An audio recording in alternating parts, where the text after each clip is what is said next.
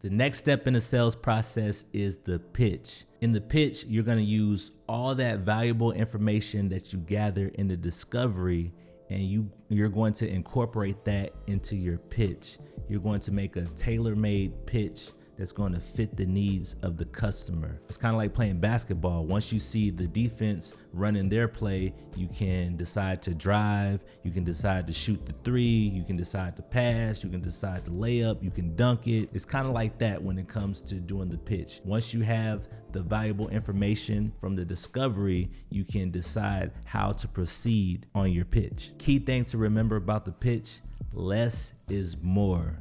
Cover the basics, the what, the why, and the how.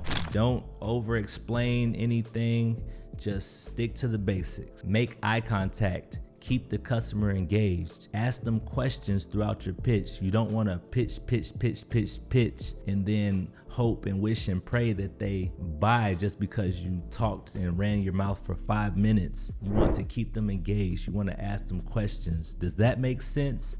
Yeah, preferably you want to ask yes questions to get them on the yes train. Be smooth when you guys pitch. Slow is smooth, smooth is fast. A lot of people have the misconception that sales is about talking fast, fastly talking, moving fast, and then hoping that the customer buys what they're selling. No, you want to let it breathe. Say a couple of lines, let it breathe. Does that make sense? Yeah, that makes sense. And I'm gonna give you guys a major secret. So when I'm doing my pitch, throughout the entire pitch, I'm already throwing out the objections in there. So if there's any rules or whatever regulations that the customer needs to know about and be aware about, you want to slip that into your pitch just so they're not surprised at the end. I call it the 8 Mile. I like to 8 Mile them. You know, like in 8 Mile when Eminem had the rap battle at the end and he's battling Papa Doc and he's like, and such did F my mom.